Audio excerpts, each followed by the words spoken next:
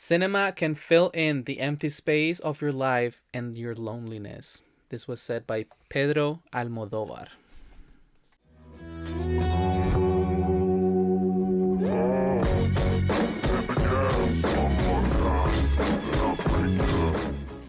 Hello. Hello. Welcome back to Uncut and welcome back to another movie review. Woo-hoo. Today we're reviewing another animated film, which last year we actually realized we only watched 2, maybe? One we actually reviewed on the podcast, one that we just didn't. watched. Yeah. So this year we're trying to do good for our younger viewers, I guess. But I mean, we love animated films ourselves, anyways. So we watched and we're reviewing Kung Fu Panda 4. Very excited about Very this one. We were excited. raving about it in our 2024 picks. So. I mean, we love Kung Fu Panda 1 through 3, and we all know that if a trilogy makes it good to the third one, God, the fourth one better not suck. I know. Because you have 3 things going on for you, and then it's like, I don't know, you can go a fourth one. But this one did a fourth one, and this one killed it. We really liked it. I think it's to the level of Toy Story 4. Really? I think so. Didn't that get an Oscar? I don't remember. I think it's to the level of that one. I mean, understandable. They both have similar plots. This is a pattern which we might never get rid of. Yeah, and it's kind of the sad. retirement plot line. Which happened with Cars and happened with Toy Story. Yeah. This is the plot summary of the film. Poe must train a new warrior when he's chosen to become the spiritual leader of the Valley of Peace. However, when a powerful shape-shifting sorceress sets her eyes on his staff of wisdom, he suddenly realizes he's going to need some help. Teaming up with a quick-witted Corsac fox, that's what that is, okay. Poe soon discovers that heroes can be found in the most unexpected places. This was released March 8th of this year. You might still be able to catch it on theaters, might depending be on when able this to. releases. Yeah. Directed by Mike Mitchell. It had a budget of $85 million and made $363.7 million. Everybody wanted to see it. Everybody wants Kung Fu fighting, too. Yeah, and then a lot of the original cast is still... decided just to come back because you kind of have to. Jack Black, obviously, continuing on as Poe. Woo! We have Awkwafina as Zen. I love Awkwafina. We have Bryan Cranston. I'm messing up people's names. Ke Hu Kwan. James Hong as Daddy Goose. Sounds like daddy issues. Viola Davis as our villain, the chameleon. Tai Lung is back in this movie, played by Ian McShane. They don't give anybody else names as to what character they played. But Ronnie Chang is in this, and we do like Ronnie Chang. I think and he was Dustin Hoffman as well. a random panda? He was a random character, I believe. Yeah. Other than that, though, love Jack Black. Really liked Awkwafina in this movie. And in any movie, honestly. Jack Black and Awkwafina. They're a fun combo. Yeah. Definitely. And you gotta see their interviews that they do together. It's so funny. I haven't seen a lot of them. I mean, I just showed you one where Jack Black is speaking in Spanish. Candy, yeah. Yeah, and Jack Black literally goes, delicioso, agua fina, some water. Yeah, they're great. But I really like this movie. It's really interesting because I didn't grow up with this movie being in English, therefore didn't grow up with this movie being Jack Black. That's true. So I think this is an added, like a gift to me for making it thus far. For surviving the dubbed versions. Yeah, which was pretty good. Animated films. So one thing that happens with dubbed films is that if it's a live action, you kind of get stuck with the same 4 people that do live action dubbing in Spanish. But with animated films, they go above and beyond, and we get, especially DreamWorks, we get gems. So I really like my personal Kung Fu Panda. It's too bad that Jack Black didn't do the voice because he knows Spanish. Yeah, I know, but he doesn't know Spanish like that. Still, they could just give him the script. Oh well. What were you gonna say? Well, I was just gonna say how much I liked the film. I don't know. I don't remember how I felt hearing that it was another retirement story. I compared this a lot to Toy Story 4, just considering how the plots, like, of 1, 2, and 3 were kind of like a solid trilogy of finding your place, feeling like at home, and then suddenly it's like, oh well, maybe you should retire. Maybe you should like get off the wagon. Maybe you should mentor somebody. I mean, that happened at the end, the last Cars movie, where Lightning McQueen is like, oh, maybe I'll just be like a mentor, and that's how I'll retire. And that's like what Poe kind of does. Was it what? Doc, the Doc Hudson. Doc Hudson. From the first I said one. Doc Rivers. That's a guy. I don't remember who guy that is. I don't know what guy, but it's a guy. So yeah, I don't know quite what I was expecting with that, but I was pleasantly surprised. I guess I was pleasantly surprised. Like, as a movie, it's a really good movie, but thinking forward, knowing that we're not gonna get any more probably makes me really sad. Yeah. And I'm really against the retirement movies. It's like, look at Phineas and Ferb. Summer is not that long. They made it that long. Why? Because it's an animated movie. It's also a TV show, though. I know, but it's an animated movie. Like, you don't have to kill off the character almost. They don't have to retire. Exactly. Yeah. It's difficult. It's hard to know what their goal is, because I think writers are always concerned about the arc and how much time has passed in between movies. They don't want to necessarily make the same movie over and over again. Hence by the retire mark. Yeah. I think I like that we have a new person with Awkwafina's character. And I think her character is good enough to have a standalone movie. Definitely. I am a little sad we didn't see the Furious 5. Yeah, that was so sad. Why they wouldn't have been involved in this plot. I have a theory. Logistically. What? Because I was going to say one movie that we really need is a Furious 5 movie. And maybe they weren't here, so we can want more of them. Therefore, give us a Furious 5 movie. I would love a Furious 5 movie. Maybe. I don't know. That would have to be a prequel, definitely. Yeah, a prequel for sure. Like how they're trying to train to become the Furious 5, or how they're trying to train to become the Dragon Warrior. But I think a movie of them would be really great. Or definitely, like a movie of what they were doing while Poe was fighting the chameleon. I don't know.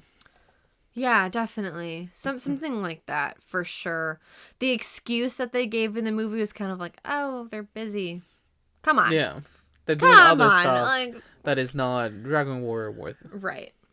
I will say, upon reflection, I think the villain was completely underutilized, and they could have had a way more intriguing villain than they had. Because the villain, first of all, was underpowered. Like, yes, she was like a witch, but she didn't know how to kung fu. She didn't know how to fight, which was the whole thing. But it also made it so that, like, how is she even in the position she's at? Yeah. I know people were saying that, like, in past villains, they all had something to do with Poe's identity and him overcoming that. Yeah. I understand why they didn't want to go that route, because Poe is more secure in his identity at this point, enough to, like, become, like, a leader, a spiritual leader. But when you have a villain that can transform into other people, you're going to have her be in her chameleon form at all times, sitting in her castle waiting for her assistant to come. Instead of doing a little bit more of like, oh, you don't know that I'm here kind of vibe. Yeah, some more espionage, some more mystery. He doesn't know who he can trust. Get him off balance. Feel I did think we're gonna get more of that. Yeah, and then especially at the very end when we're told that like villains that we saw are gonna come back. Yeah, I thought that would be done differently. That and I thought we were gonna get quick. way more than that. Yeah, I wasn't that happy by the end. Because the villains, also, they just kind of like appeared. They barely had any vocal time, like lines or anything. And then once the battle was done, they just sort of left, and they're like, bye, I'm going back to heaven. Like, I don't really mind it. Yeah, like there was so much missing.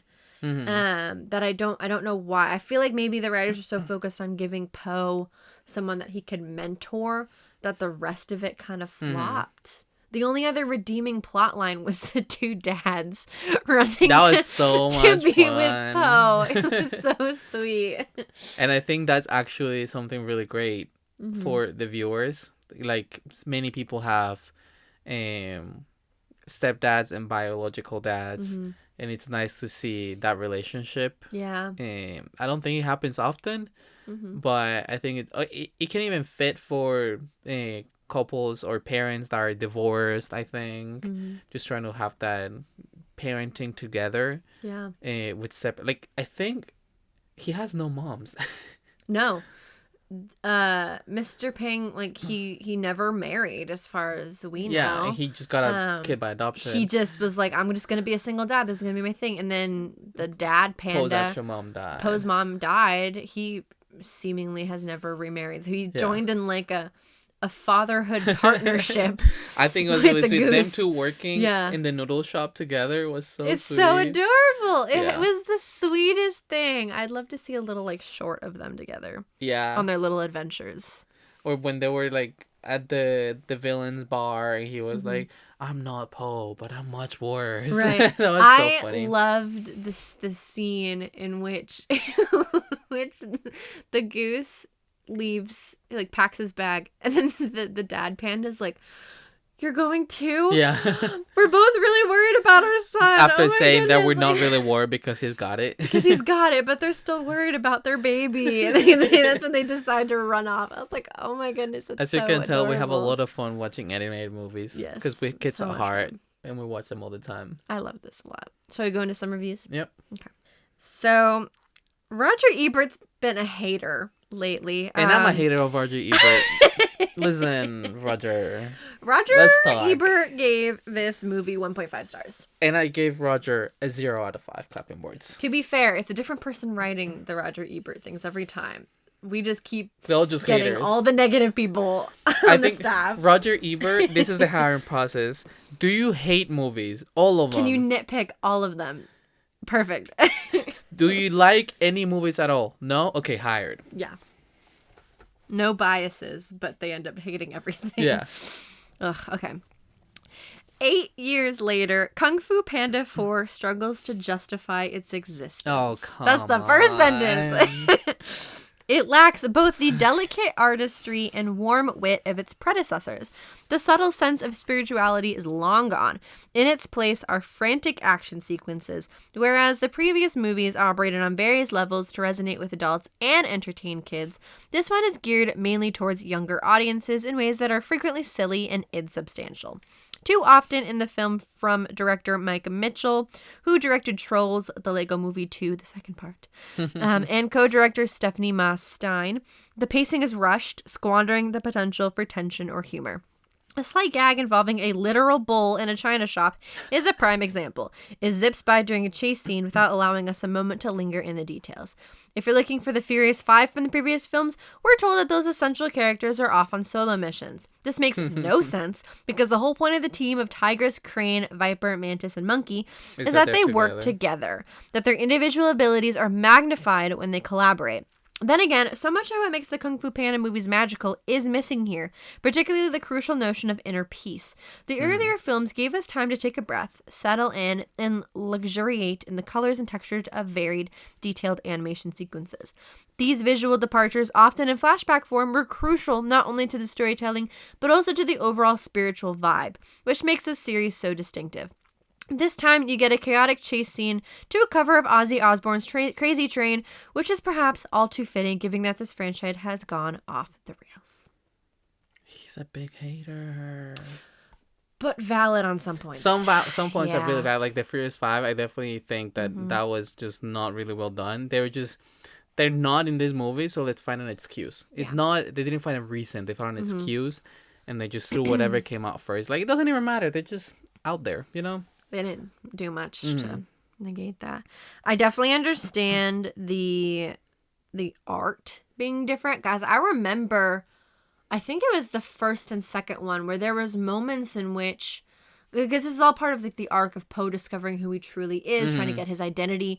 And there was some really beautiful, I think maybe 2D or like at least drawn looking sequences that made the whole film really beautiful. And while there was great like wide shots, I do think we moved through city sequences particularly fast, which made it difficult to really appreciate the beauty of this film. Like, I really like where the chameleon met with the other villains. Mm-hmm. And I think that was also underutilized. I think that's where the coyotes or whatever they were sleeping, Mm-hmm. but they could have used that space a lot more as well. Definitely, yeah. So I definitely get it.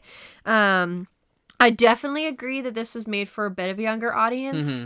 Because again, there wasn't this plot that was fully connecting to the other films. You could watch this on its own and understand a lot of it already. The reason why I see the retiring trope coming is because we're trying to move towards the new generations, but I think new generations can also appreciate these older characters. But I guess this movie taps into older audiences in the sense that it's like their childhood, and you can now see it go and grow with you. Yeah. And we get a new character for these younger audiences. So it's the transitional movie if we get any more. Yeah, definitely. And it's rough. It's rough from people that grew up watching them in like theaters, because it's just like, did you really need that though? Did you need to add more of that? But again, like when you look at Toy Story 4, everything they did with that like spoon character, that's not one of the most iconic characters. Iconic. And it feels like it's been there forever. And because it was specifically marketed to a younger audience, and we were able to properly say goodbye to Woody and Buzz. And I feel like that's the vibe with the new dad now. Yeah, because in the third movie, you get the dad at the end. It's like, oh, we need a little bit more of that. We got now more of that, and we love it.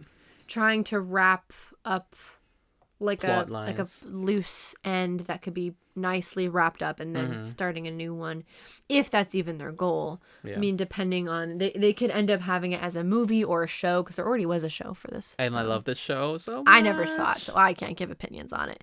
But yeah, so I don't know, it's hard to say. To each their own, I guess. I really like them. So this review is from Polygon.com, another first time use that's another for us. first.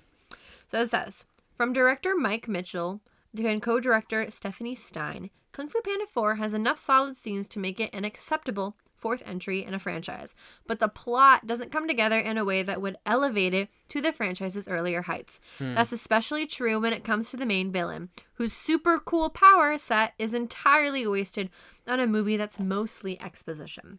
Yeah. Mitchell and the other filmmakers emphasize in her introduction scene that anyone, including well-known trusted friends, might actually be the evil crime lord in disguise. Yet beyond that first scene, this plot device is rarely used to its full effect. Instead, the chameleon spends the movie sitting in her pretty little fortress and bossing crime families around. What's the point of having a shape-changing villain if she's going to be completely open about her identity? Why emphasize that she's sneaky and subterfuge, then have her spend the movie cackling loudly about her completely bland evil plans? Jack Black as Poe is still delightful, though, styling the character with an endearing earnestness wrapped in a bumbling enthusiasm. His line delivery is perfect, especially when he's punctuating moments of tension. But the real standout of Kung Fu Panda 4 is Awkwafina, who gets a chance to shine beyond her usual animated character typecasting of loud, wacky comic relief. But while the individual scenes and moments in Kung Fu Panda 4 are entertaining and sometimes even great, it never quite gels as an enjoyable movie on its own. The message of change tying it together is flimsy, and the plot feels strung along, trying to get the characters in the right place to launch a few seconds of cool action. After 4 movies, it isn't really a surprise that the Kung Fu Panda machine is running out of steam. Thankfully, though, it has just enough power left to turn out some genuine laughs at the end. I can definitely agree with this one a little bit more. It's fair. Yeah, it's a little bit more fair, because what you were saying about the character, the chameleon not being used enough. Yeah. I mean, imagine if the chameleon was Master Shifu. Yeah. That would have been so good. She was like infiltrating the Valley of Peace from the beginning. Or the chameleon being one of the Furious Five that came back from their mission and is now tagging along with Poe and the Fox. Like, come on. They could have been used so many different ways. And I'm definitely sad that it wasn't. Yeah. Because the chameleon was more like the MacGuffin, more so than a villain. He was more like, he's got to get there. Yeah. Which stinks. Yeah, I think you have such a cool character who's so different and unique from the other villains that we've had. Which are just like really good at Kung Fu. And that also, the villain doesn't fully correlate with his identity. So it might have brought different challenges for him if you want to base your villains off of where he's at as an identity. I guess the one thing that these does actually have a lot of relation with is the fact that the chameleon did not know kung fu, so she wasn't going about life just kung fu fighting everyone. She was trying to find a different way to resolve issues, which is what Po has to do right now, in the way that he has to stop being the dragon warrior and just being the spiritual leader. So going about life, fixing issues and resolving matters without fighting all the time and without resorting to kung fu every single time. Yeah. So in that aspect, it does have a lot to do with the villain. And I was actually watching a video saying that DreamWorks villains are the best villains that there are in general, and because of the way that they're written, and because they keep writing them not to like have a villain that at the end becomes good. Like sometimes villains are just bad, and at the end you have to kill them off, or at the end you have to vanish them. That's the whole premise of being the villain in an animated movie specifically. And Disney is trying to go more into the like redemption arc for the villains, and you can definitely see that. Yeah, definitely. Overall, though, like, I still had a good time. I think for the adults watching, definitely, we might have wanted something more, especially seeing how deep and engaging the past three were. So I definitely think because the shift happened, I think that might be why it's a little more difficult for adults to like it. But clearly kids really enjoyed it since they flocked to the theater to go see it. And I'll have to show it to my brother to give you some personal experiences with it. Definitely. I think he'll absolutely love it. I think overall this movie was a really good time, and it's more than worth watching it. It's the culmination of the story of Po that we grew up with for so many years, and it just it's a nice little bow to our gift, you know? The bow on the Po. The bow on the Po. Well, that being said, thank you so much for being here one more time. You can follow up. We have to rate it. We can't forget rating it. What do you rate it out of 5? 4.5. Really? Yes. That high? What did I? You know? I'm shocked. What did I give to Elemental? Well, you really liked Elemental. I think you did like a 4.5 for that. Then yeah, 4.5. You on the same scale? Yeah. Okay. We're being so nice today. Maybe we just woke up happy. Mind you, it's past midnight. The thing is, I'm hesitant to give it a 4. And that's only because I really loved the other Kung Fu Panda movies way more. Yeah, but think about it as its own movie, not as the other Kung Fu Panda movies. And I would still I mean, that's fine. Give it a 4. That's fine. What do you want to give it then? 3.9? 3.8. 3.99? 3.8? Yes. Fine. Yeah. So you get a 4.5 and you get a 3.8. We probably are like a 4.2 or 4.3. Someone should really check our math on these videos. Yeah. But that's how many clapping words we're giving it. It's still, would you say it's still a must watch? I still liked it a lot. But is it I think you need to see it. Okay, Definitely, good. if you've seen the other movies, you need to see it. But obviously, I don't really think it's like a mandatory thing. I think you can still watch this movie and not really need all the context of the before. It is nicer if you watch the other ones, just because it like I feels more said, it's like a a full culmination of the arc. But yeah, I guess you could watch it as a standalone. Yeah, definitely. There you go. Now we can. That being said, you can follow us on Instagram as NCOT the podcast. You can also follow us on YouTube to watch the recording of this podcast and many other different things like vlogs and whatnot as That Film Couple, which is the same for TikTok, That Film Couple for short form content. You can also find us on TikTok. I said TikTok.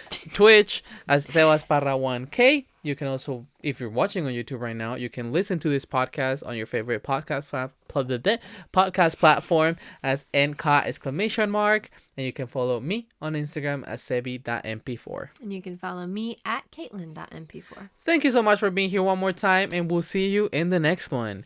And cut!